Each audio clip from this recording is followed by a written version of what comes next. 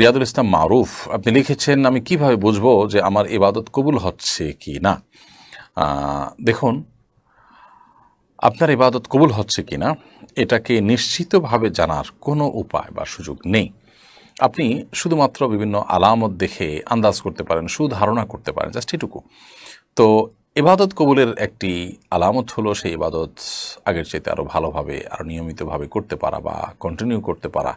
এটা ইবাদত কবুলের একটা লক্ষণ, অনেক ওলামায়ে কেরাম, অনেক অভিজ্ঞ স্কলারগণ বলেছেন।